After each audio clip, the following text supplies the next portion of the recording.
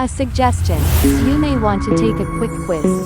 The quiz goes like this. In your family, what was their reality on the following subjects? Smart risky. 1. Job security. 2. Building businesses. 3. A big house. 4. Apartment houses. 5. Saving money. 6. Investing money. 7. The rich are greedy, generous. Now you may want to take the same quiz based upon your reality. I ask that you take your family's position first because that reality can be a very strong emotional reality.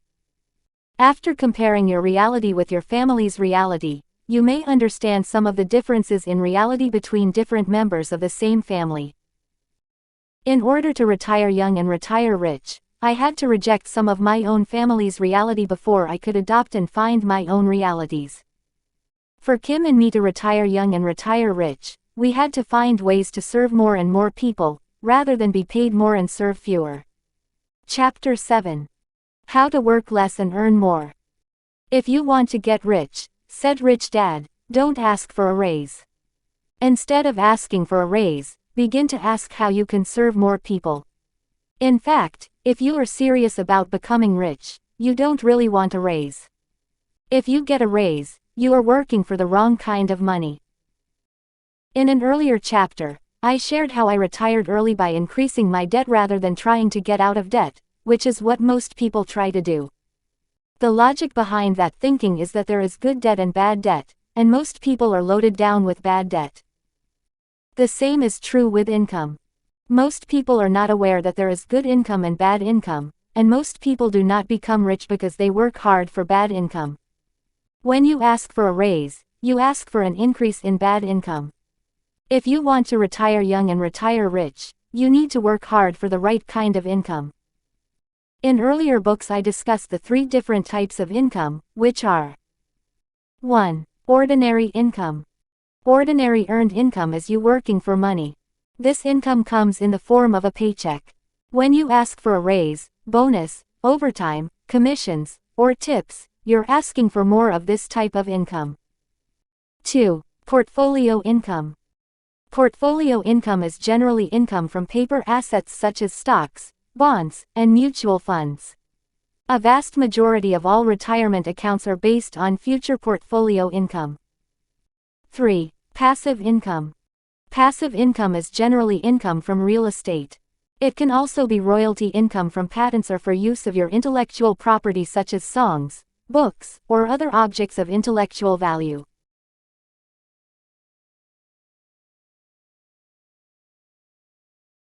Why Rich Dad did not like ordinary income. In Rich Dad's mind, the worst kind of income to work hard for was ordinary income. To him, it was the worst income for 4 main reasons. 1.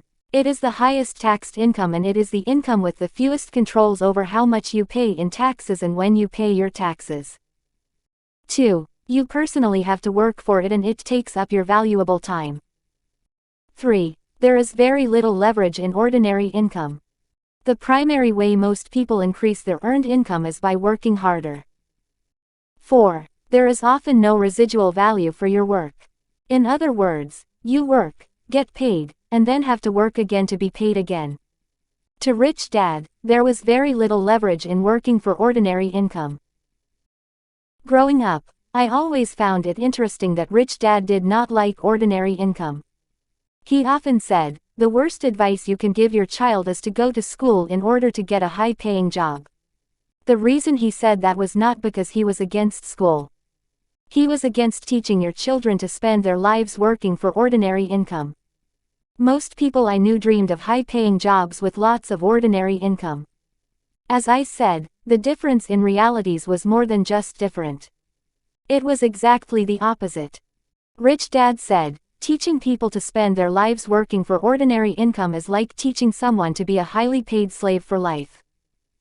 Why Rich Dad liked passive income. Although he did receive all 3 types of income, if given the choice among the 3, he would take passive income all the time. Why? Because it was the income he had to work the least for, it is often the least taxed, and it consistently earned him some of the highest returns over a long period of time. In other words, he worked hard for passive income because, in the long run, he worked less and less, served more and more people, and earned more and more the older he got. In my quest to retire young and retire rich, I had to know which type of money to work hard for. Kim and I were able to retire early because our plan had us working hard for passive income and not for ordinary income, which is what most people do. Another difference is that we planned on retiring with more passive income and not portfolio income, which is what most people plan to retire on. While most people do retire on portfolio income, it is not always the best income because it is the second highest taxed of the three incomes, and taxes are your largest single lifetime expense. This chapter shall explain why. My rich dad had all three types of income. The reason he had all three was because each type of income had different advantages and disadvantages. My poor dad worked hard for only one type of income. That difference between the two men made a big difference when measured over their working lifetimes. My dads worked hard for different kinds of money. My two dads did not work hard for the same kind of money. My poor dad said repeatedly, "Go to school so you can get a high-paying job."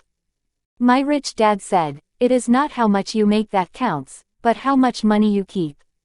He went on to say, "Ordinary income is the income that you work the hardest for and you are allowed to keep the least.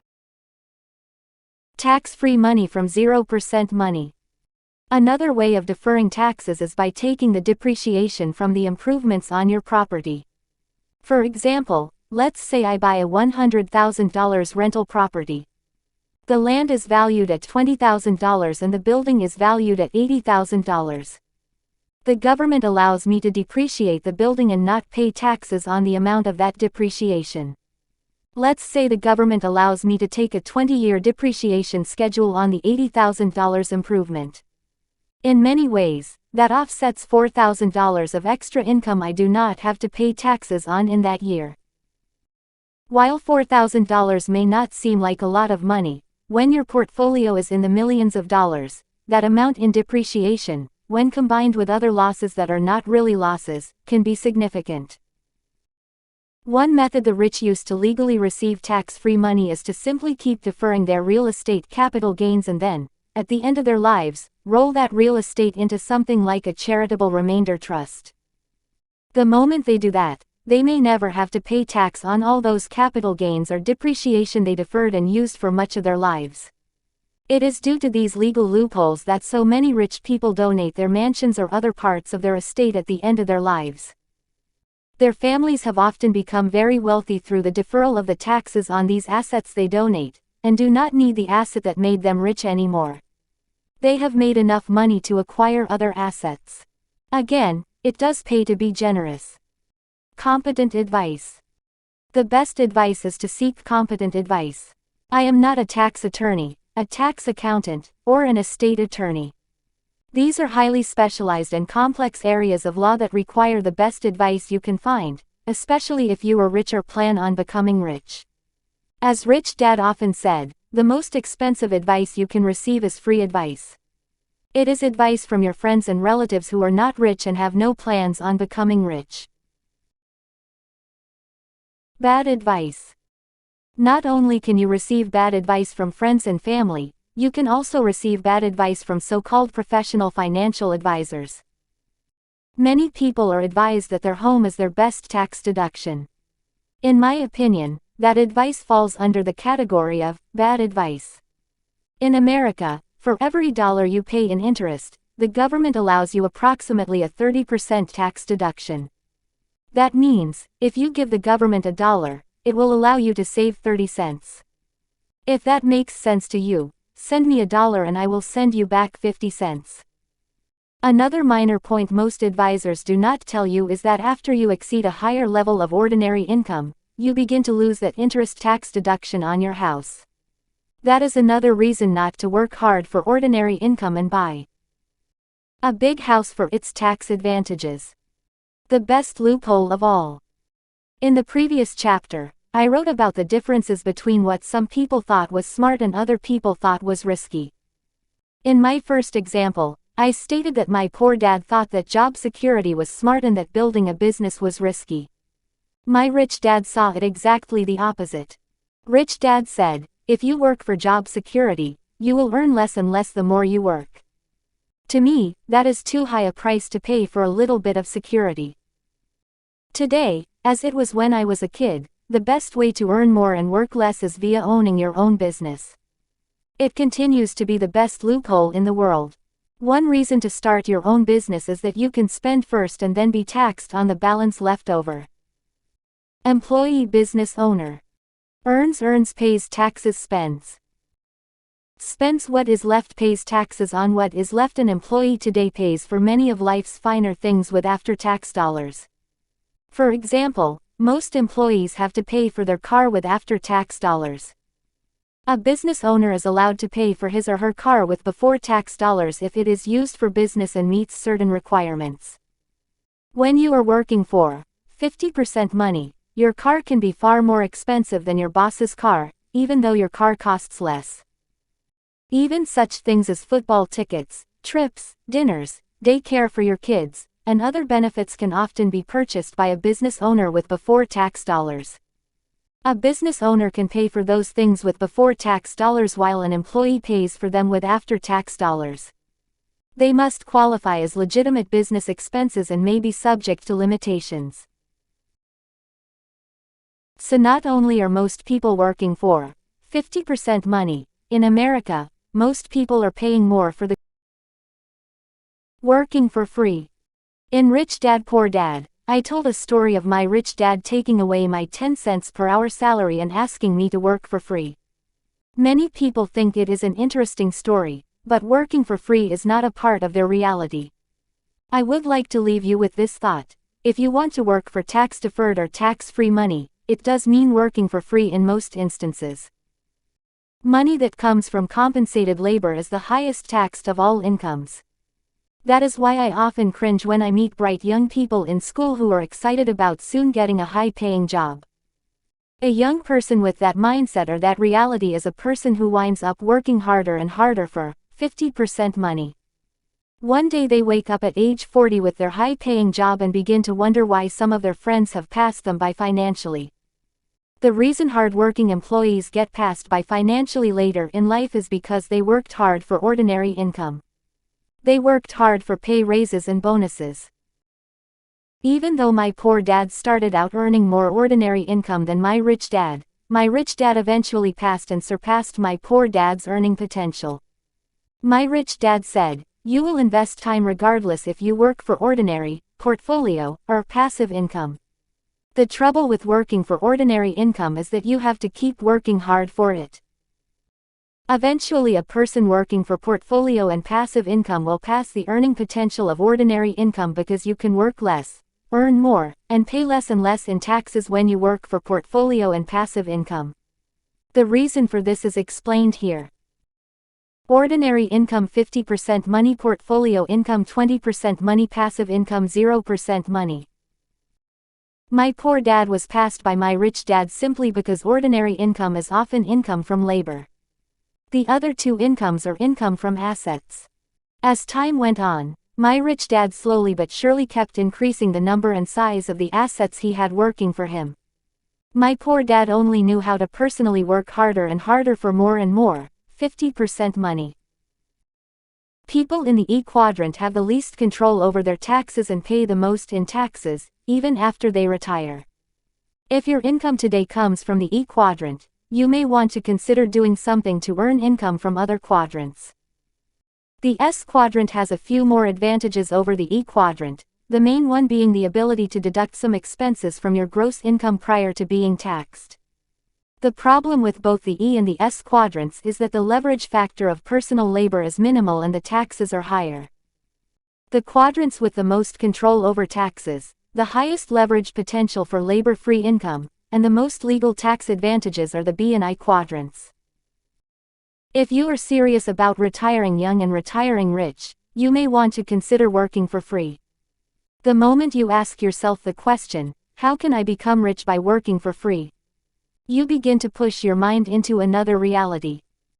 If nothing comes to your mind on how you can get rich by working for free, Keep pushing your reality or begin investing some time and education into studying the lives of people who became rich in the B and the I quadrants.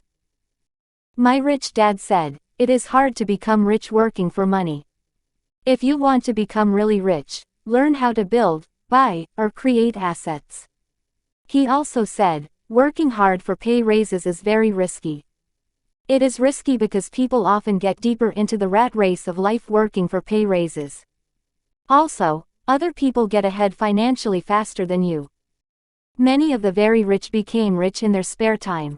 So, if you have a job because you have financial responsibilities, keep your job but make better use of your spare time. When your friends play golf or go fishing or watch sports on TV, you can be starting your part-time business."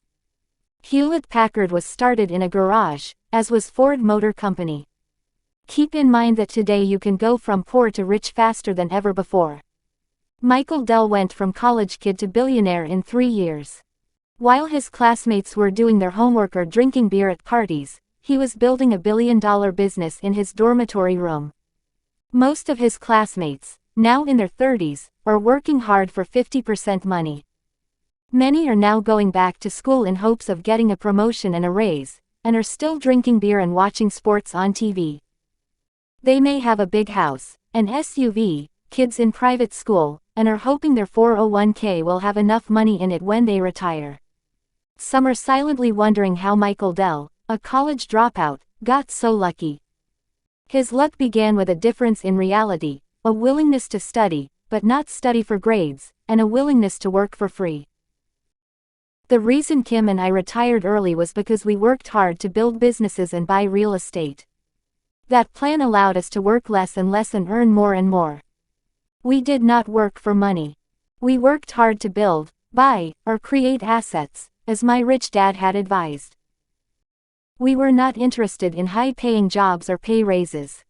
We were not interested in working at a job without much leverage and working for money that had its leverage reduced by 50%. To us that was not smart and, in the long run, it was much more risky. In later chapters, I will go into how you can work to acquire more assets with less risk and higher financial yields. Yet I warn you that you may need to study and work for free in order to learn how to acquire such assets. I warn you now because studying and working for free are things that very few people do. That is why there are so very few people who retire young and retire rich. I am not against paying taxes. Tax is an expense of living in a civilized society. Without taxes, we would not have police, firemen, teachers, sanitation workers, courts, roads, traffic lights, and of course politicians. The point of this chapter is to learn the legal and intelligent control over how much you pay in taxes and when you pay them.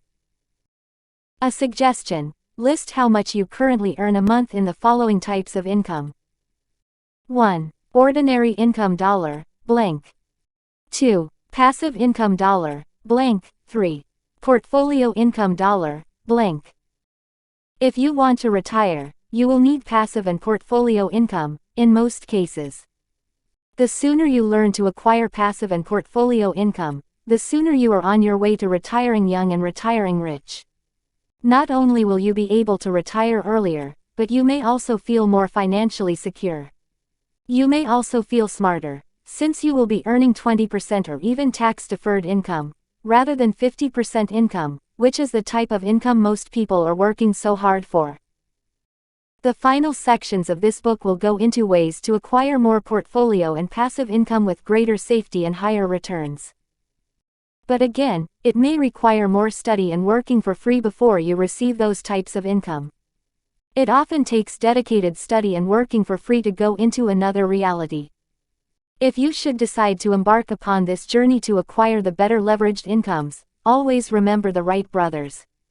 They are prime examples of people who studied because they wanted to learn and not for grades. They worked hard for free without guarantees, took risks intelligently, and pushed themselves and the world into another reality. Chapter 8. The Fastest Way to Get Rich. Soon after publishing Rich Kid Smart Kid, the fourth book in the Rich Dad series, a review of the book appeared in a prominent newspaper. Almost all of the media reporting on the Rich Dad series has been extremely favorable. They have been more than fair, as well as objective, in their reviews of my books. This particular newspaper article on Rich Kid Smart Kid did not start out the same way.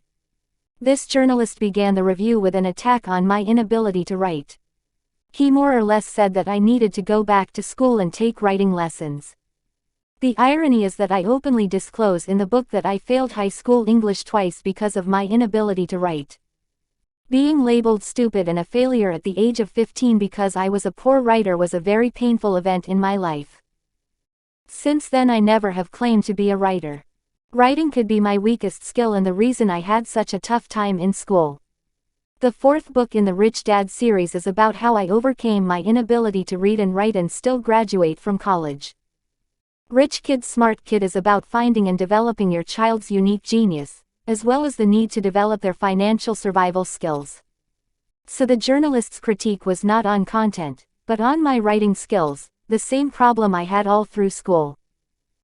The journalist ended the review by throwing out one comment he thought was favorable and would make the article balanced and objective.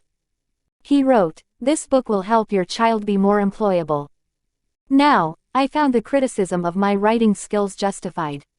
But to put in his article that my book's only socially redeeming factor was that it made your child more employable was so far off the mark that I became offended. I doubted if the reporter had even read the book. Rich Kid Smart Kid is not about making your child more employable. It is about making your child more unemployable. If you want to retire young and retire rich, you need to think about how to become less employable, not more employable. Again, the difference is found in mental realities. How to become unemployable. In summarizing the importance of mental leverage, I restate that your reality is simply what you think is real. Or as commonly stated, your perception is your reality.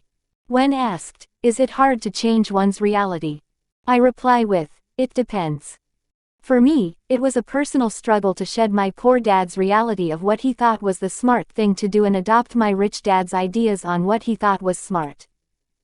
In many ways, changing one's reality from a middle class or poor reality to a rich reality may be like learning to eat with your left hand after you have spent years eating with your right. While it is not hard to do and anyone can do it if they persevere, it may not be the easiest thing to do either. The fastest way to become rich is to change your realities faster. That may be easier said than done for most people, because I have observed that most would rather remain within the comfort of their realities, even if it is a reality of financial struggle and constriction. Rich Dad said, most people would rather live within their means than expand their means.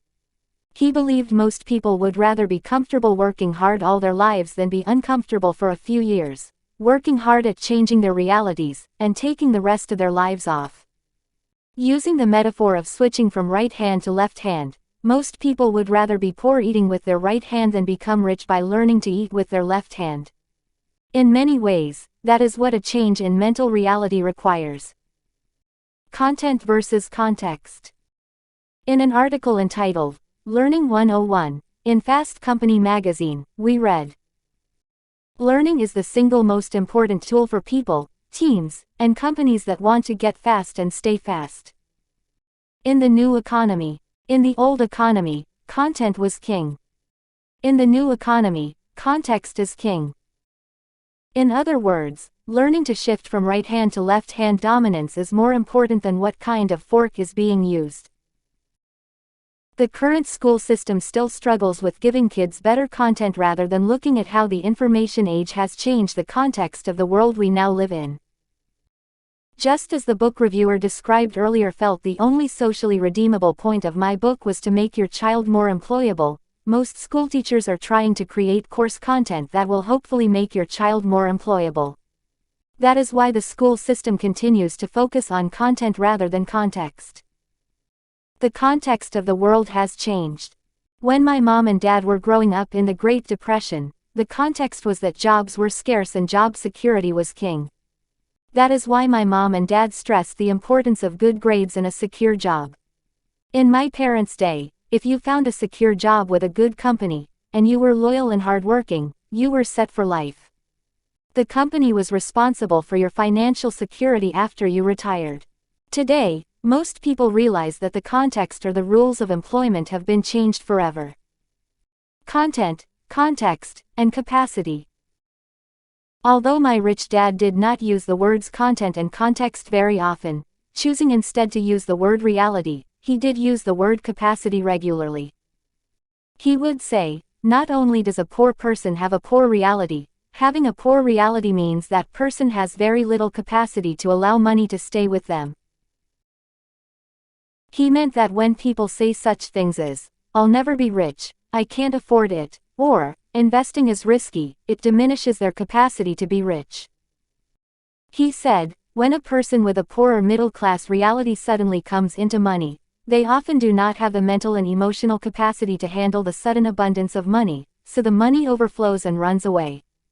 That's why you so often hear people say, money just slips through my fingers. Or, no matter how much I make, I'm short of money at the end of the month. Or, I'll invest when I have some extra money. Occasionally I will use the example Rich Dad used to drive his message on context home to his son and me. Rich Dad would take an empty water glass and then pour water from a full and large pitcher into the water glass.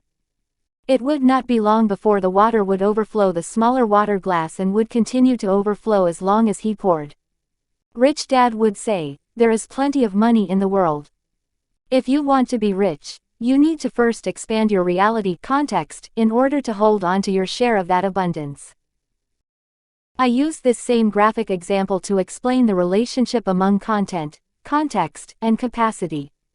I first start pouring water in a 1-ounce jigger, then a small water glass, and then a larger water glass. It is a simple demonstration to illustrate the differences in capacity to hold on to money between the poor, middle class, and rich. How to expand your capacity. When asked, how do I begin to expand my reality or context? I reply with, by watching your ideas. I also remind people of one of Rich Dad's favorite sayings, money is just an idea. I answer by imparting the same advice my rich dad passed on to me. He pointed out statements such as, I can't afford it. I can't do that. That's wrong. I already know that. I tried that once and it did not work. That's impossible. It will never work. You can't do that. That's illegal. That's too hard to do. I'm right and you're wrong. Rich Dad said, cynics and fools are twins on opposite sides of reality and possibility. He went on to say, fools will believe any far-fetched scheme, and a cynic will criticize anything outside their reality. He finished his explanation by saying, a cynic's reality does not let anything new in, and a fool's reality does not have the ability to keep foolish ideas out. If you want to be abundant and rich, you need to have an open mind, a flexible reality, and the skills to turn new ideas into real and profitable ventures.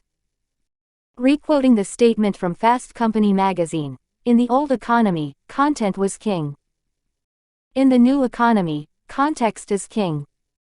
My rich dad would have said it this way, if you want a faster way to get rich, you need to have a mind open to new ideas and have the skills to take on possibilities greater than your current abilities. In order to do that, you must have a reality that can change, expand, and grow quickly. To try and get rich with a poor person's reality or a reality that comes from lack and limitation is a mission impossible. Why not get rich? Sitting on the mountain in British Columbia in 1985, Kim, my friend Larry, and I decided that we were willing to be very uncomfortable and push ourselves into new realities in order to retire young and retire rich. Believe me, at times it was very uncomfortable. When I am asked how we got rich and retired young, I simply say, we kept changing our realities. When asked how to change one's reality, I simply quote Robert Kennedy's famous saying. Some men see things as they are and say, why? I dream things that never were and say, why not? It is a matter of going beyond the comfort of your current realities and into the realm of new possibilities for your life. As Robert Kennedy said, why not? Having a mind that can expand its reality or context quickly is an important form of leverage. In fact, it may be your most important form of leverage, especially in this rapidly changing world. To Rich Dad, having a mind that could expand its reality quickly was very important.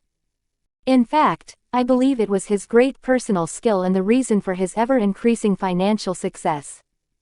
Now that I am older and hopefully wiser, I more fully appreciate why Rich Dad forbade his son and me from saying, "I can't afford it." In the coming years, your ability to change and expand your reality will be your single most important form of leverage. In the coming years, those who can change and expand their context will prosper and move ahead of those who cannot. As the Fast Company magazine says, in the new economy, context is king. If you want to keep up and retire young and retire rich, you will need to be able to continually change your context quickly, because context determines content. And context plus content equals capacity. This more or less completes the ideas on the importance of mental leverage. Although this is the end of the mental reality section, much of this book will refer back to this very important concept of the power of one's reality. The next section of the book is the importance of the leverage of your personal financial plan. The reason having a plan is so important is because most people have dreams, but they fail to have a plan. It is important to have a dream of retiring young and retiring rich, but in order for the dream to come true, a person needs to have a plan to bridge the dream into reality. Your mental leverage will be tested in the next section because we go into dollar amounts that are beyond most people's realities. If the dollar amounts are beyond your reality, or your context, then those dollar amounts will remain only dreams. As stated earlier, it is often difficult for a person who is earning less than $50,000 a year to imagine retiring in a few years with over $1 million in income. While most people will dream of someday retiring with that much money, less than 1% of the US population will. That reality will forever remain a dream for the other 99%. The good news is that, if you understand the importance of having the right reality or context and understand the importance of having a plan, your chances of retiring young and retiring rich are greatly increased. If you can change your reality and have a strong plan, you may find that making $1 million or more without working can be a lot easier than working all your life for $50,000. All it takes is a flexible reality or context and a plan that is followed. The next section is on creating your plan, a highly leveraged plan to retire young and retire rich. Section 2. The leverage of your plan. The following are excerpts from an interview with Robert Reich, Secretary of Labor in the Clinton administration. The widening gap between the rich and the poor is setting us up for serious trouble. As Secretary of Labor, my goal was to try and get more jobs and better wages for Americans, and after working hard at that role for a number of years, you can't help but feel jobs and wages are everything. But they're not. It's not simply a matter of having a job or even having decent pay anymore. In the new economy, with unpredictable earnings, two tracks are emerging, the fast track and the slow track, and the absence of gradations between. The question is, are you in your plan on the fast track or the slow track? Chapter 9. How fast is your plan? I have the need for speed. Tom Cruise in the movie Top Gun. The idea of working all your life, saving, and putting money into a retirement account is a very slow plan. It is a good and sensible plan for 90% of the people. But it is not a plan for someone who wants to retire young and retire rich. If you want to retire young and retire rich, you need to have a plan that is far faster than the plans of most people. If you have a chance, see the movie Top Gun and watch the speed at which those young pilots had to fly and make life and death decisions. The capacity to handle speed was important to those young pilots because their lives depended upon the speed at which they handled speed. The same is true in life and business today. The speed at which you can change and expand your context in order to adapt to the changes in the business world today is critical to every one of us who wants to succeed and do well financially. The gap is no longer between the haves and have-nots. Today the gap that is changing the most rapidly is the financial gap between the middle class and the rich. Saying it bluntly, if you have a slow industrial age plan, or context, you are being left behind financially, not by your peers, but by younger people with faster minds and more accelerated ideas. This accelerating rate of change of contexts is why we have 25-year-olds who are billionaires and we have 50-year-olds still hoping to find a $50,000 a year job. The sad thing is that many of these same 50-year-old peers of mine are still advising their kids to follow in their footsteps, riding the same slow train their parents rode on. In book number 3, Rich Dad's Guide to Investing, I began with the statement that investing is a plan. I also said that most people plan on being poor, which is why so many people say, as my poor dad did, when I retire, my income will go down. In other words, they planned on working hard all their lives only to become poorer. Rich Dad said, if you want to be rich and retire young, you must have a very fast plan that makes you richer and richer with less and less work. How do you create a fast plan? One of Rich Dad's basic tenets on money is an idea. Adding on to this, Rich Dad also said, there are fast ideas and slow ideas, just as there are fast trains and slow trains. When it comes to money, most people are on the slow train, looking out the window watching the fast train pass them by. If you want a faster way to become rich, your plan must include fast ideas. If we were to build a house, most people would first hire an architect, and the architect would work with you to create a set of plans. Yet when these same people begin to build their fortune or plan for the future, most people do not know where to begin, and they never design a financial plan for their lives. There are no blueprints to wealth. When it comes to money, most people follow their parents' financial plan, and that plan is often to work hard and save money. Following that plan, millions of people then sit on the train to and from work and watch the limos, corporate jets, and luxury homes from the window of their train. If you don't plan on spending your life gazing out the window of your train, plane, or car, stuck in rush hour traffic, you may want to begin creating a faster financial plan. The following are some ideas on how to begin to build and develop a faster plan. 1. Choose your exit strategy first. I am often asked, how do I begin investing? Or, what should I invest in? My response to their question is another question, what is your exit strategy? And sometimes, my second question is, how old do you want to be when you exit? My rich dad repeatedly said, a professional investor always has an exit strategy before they invest. Having an exit strategy is an investment fundamental. That is why Rich Dad also said, always start at the end before you begin. In other words, before you get into investing, you need to first know how, when, where, and with how much you want to exit. For example, if someone came to you and said, what is the first thing you should do before planning a vacation? One answer should be, well, where do you want to go? Or if someone asked you, what should I study? The answer would be, well, what do you want to become after you graduate? The same is true with investing. Before deciding what you should invest in, you should first know where you want to wind up.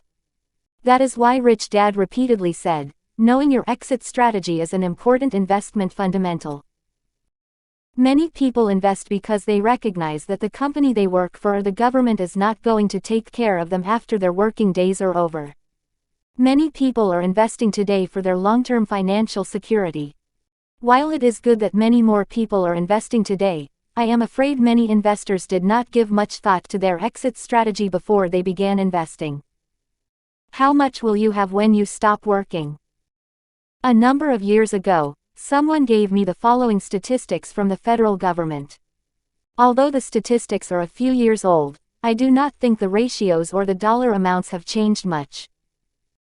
Using the benchmark of age 65 is when most people plan on retiring, or exiting, the question is, how much income do you want when your working days are over? The government tracked people from ages 20 to 65 and found that, by the age of 65, for every 100 people, 36 were dead. 54 were living on government or family support, 5 were still working because they had to. 4 were well off. 1 was wealthy. These statistics appear to verify my earlier statement that most people seem to have a plan on working hard all their lives and retiring poor. Either they planned on retiring poor or they did not pay attention to their financial plan or their exit strategy. Looking at these statistics, the question is, when you are age 65, which group do you want or plan to be in when you exit? My poor dad, although highly educated and hardworking, continually went back to institutions of higher learning for more education, and yet still wound up in the group that was at the bottom of the heap at the end of his life. My rich dad, on the other hand, wound up far off the chart in the rich category. Although both men more or less started with nothing, they each had a different plan and exit strategy. One planned on retiring poor, and the other planned on retiring rich. Although both men kept working after age 65, the difference was that one had to keep working and the other worked because he enjoyed working.